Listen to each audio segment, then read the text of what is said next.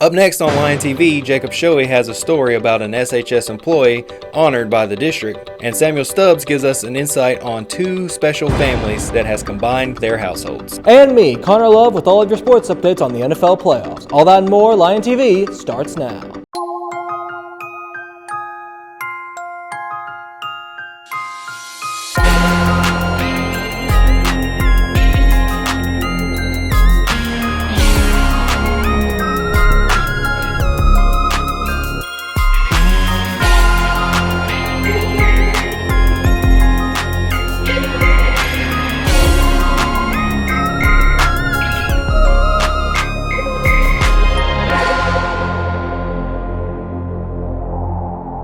Good morning, Jersey High, and welcome back after our unexpected break. I'm Eric Crowley. And I'm Curtis Stevens. Let's get right into these morning announcements. Friday, February 2nd, 2024, A-State is hosting Communication Day, sponsored by the Department of Communication within the College of Liberal Arts and Communication at Arkansas State University. Communication Day is designed to expose high school students to the wide array of majors, careers, and employable skills associated with the field of communication. Packets can be picked up in the Counselors and Guidance Center.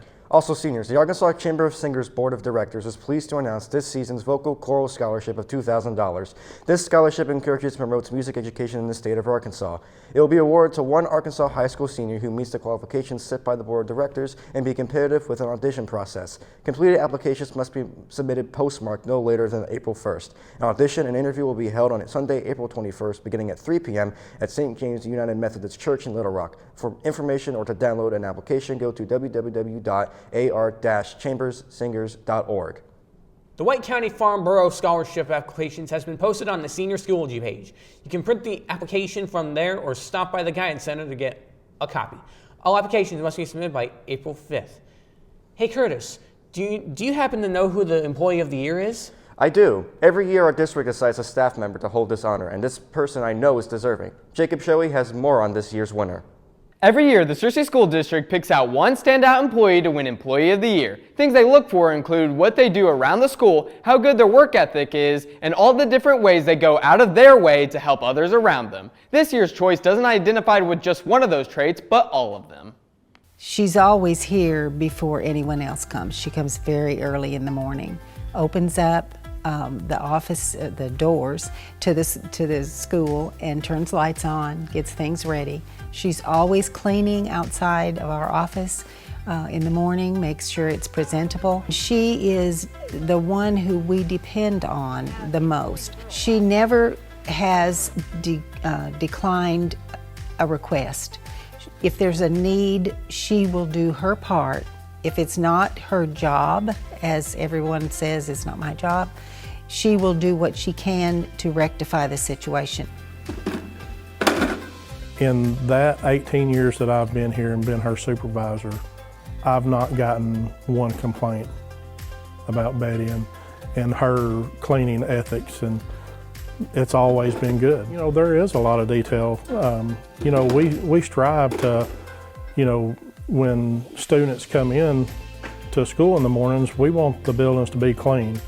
This may be the cleanest place that they see, you know. So she pays a lot of attention to detail, and she really cares about, you know, her area, and not only her area, but other areas. You know, if something gets missed or whatever, you know, she sees it, she's going to take care of it. It's good to know that you can call someone, and even if the request is bizarre, it's not, you know, they're going to take it seriously, because in the scheme of things during the day, you a lot of times don't have time to make a determination if this is justified or not. You just have to go with it and trust the other person on the other end, and that's what we have in Betty Fox. If someone's not doing their job, I normally hear about it, but for her, she is very conscientious about what she does and how well she does it.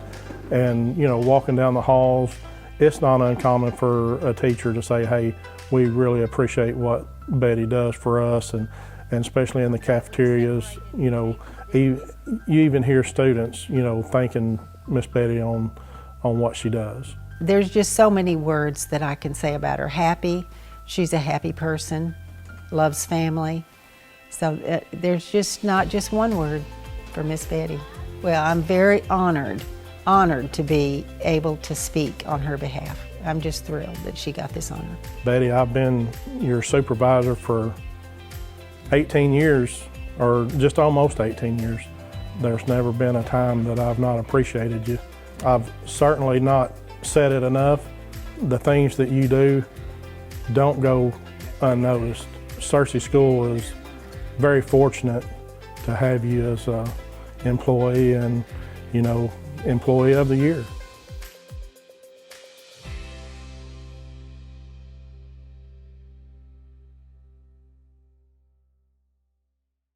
Thanks for the update, Jacob. Our school employees work so hard to give a good learning environment, especially Miss Betty. She is one of the best. She sure is. Searcy is lucky to have her.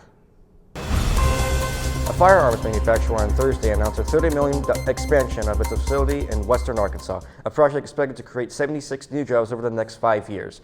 Walter Manufacturing said its expansion in Fort Smith will begin in the first quarter of this year and will add 40,000 square feet to its existing 185,000 square foot facility.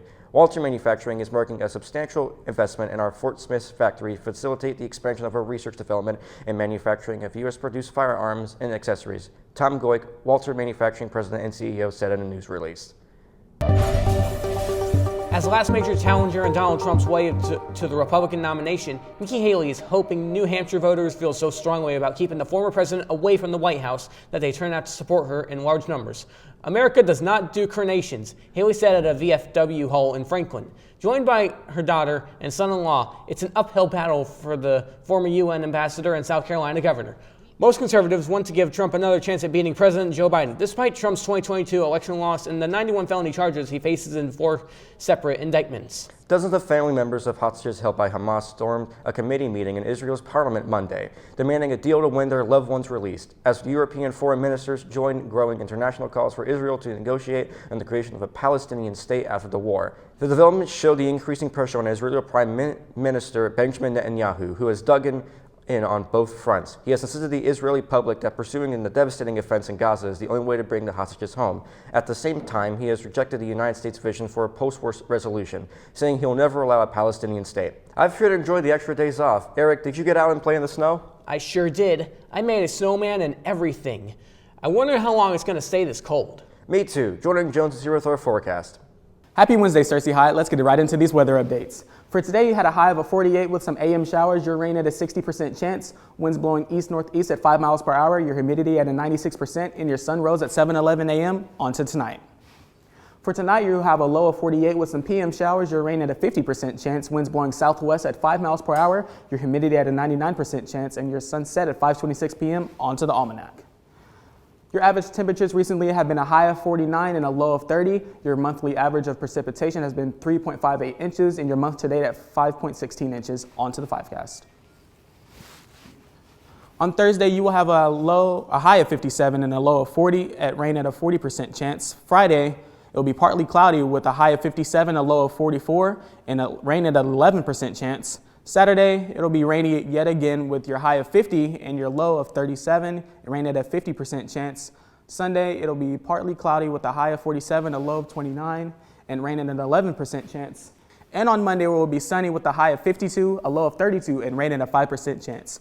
Heading into next week, it would seem that we're going to get out of those cold temperatures. Well, that's about all the weather updates I have for you, Searcy. Now back to the news desk. Thank you, Jordan. I'm starving. What's for lunch today, Eric?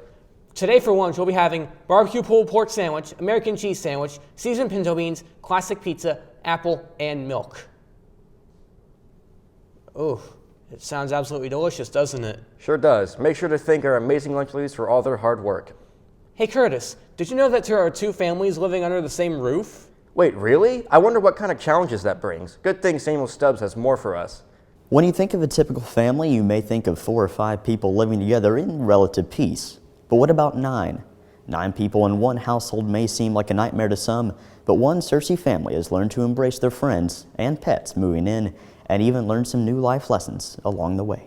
I get to come home to a big, happy family most of the time, and I've seen myself grow in many different ways. Everybody has to step out of their comfort zone and make space, especially our family, since we were the ones here first. We've had to come out of ourselves and compromise our space. Just learn to share. Carly and April say that the feeling of their house has been transformed, going from just the house that they live in to the home that they share. Mostly it just really feels like home. It just feels like one big family. It feels like our home now. Like we went from living in just a house to our home, and they've added their things everywhere, and so it just feels more homey. Family dinners are a lot more fun because there's 9 people instead of the usual 4 of us. So there's just a lot more conversation and a lot more being involved and engaged. Though a little chaotic, there never seems to be a dull moment, no matter where they are or what they're doing. Whether they're inside or outside, playing with animals or playing games, the family is always entertained. Life is kind of hectic all the time because no matter which room you're in, there's probably a person or an animal or something going on between 2 or more people. I love to pet the animals. They're very smoothing. And I do have a trampoline, but I've hired that and I spend most of my day on that. It's really fun, even though it's hectic. It's fun to just turn corners and just see your entire family and then just be welcomed into the room. Every day it's like a new adventure and a new experience. And we have land and it's just like a new adventure every day. As many friends as there are in the world, April knew that she made the right decision. The dynamics of these families fit so well, they may as well be a match made in heaven.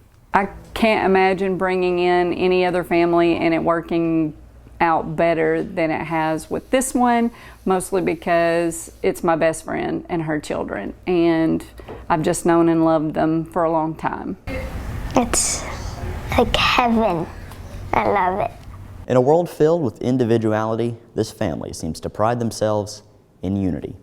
Now back to the news desk. Thanks, Samuel. Adding a new family to the household looks like fun, but it would definitely take some time to adjust. I know I would. Hey Eric, have you been keeping up with the NFL playoffs? It's only 2 weeks away from the Super Bowl. Wait, the playoffs are going on? I've been missing out. Good thing my man Connor Love is here to give us a sport update.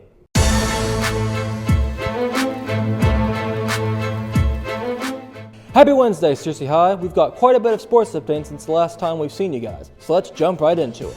On local sports, the Searcy Lions boys and the girls basketball games that were scheduled last Tuesday against Greene County Tech have been moved to next Tuesday due to snowy weather conditions. The teams were still able to play against the Blazers at Valley View on Friday, with both the boys and girls winning their games, with the boys one ending in a close one, 50-48, putting the record at 9-10 and 2-2 in conference, and the girls winning with a big score differential of 66-45, which put their record at 15-4 and 3-1 in conference. Both their next games will be on Friday, where they travel to Nettleton to take on the Raiders. The Searcy Lions wrestling team had the Searcy boys duel last week here at the high school. The team's next match will be tomorrow, where they take on the Conway Wampus Cats here in Searcy for their senior night. The match will be streamed on YouTube at Searcy High Lion TV. So moving on to national sports, the NFL playoffs continue this weekend with the divisional round. The first game played was the Baltimore Ravens playing the Houston Texans, and with a great performance from MVP candidate Lamar Jackson, the Ravens soared over the Texans 34-10. The Lions defeated the Buccaneers 31-23 to make their first NFC Championship game since 1991. In a close affair, the San Francisco 49ers escaped with a win over the Packers 24-21 to meet with Detroit in the NFC title game. And finally, the Kansas City Chiefs once again prevailed over the Buffalo Bills 27-24 after a missed field goal by Tyler Bass, meaning they will go to Baltimore to play for the AFC title. In other NFL news, legendary coach Bill Belichick has decided to leave the New England Patriots after 23 seasons and 6 Super Bowl wins.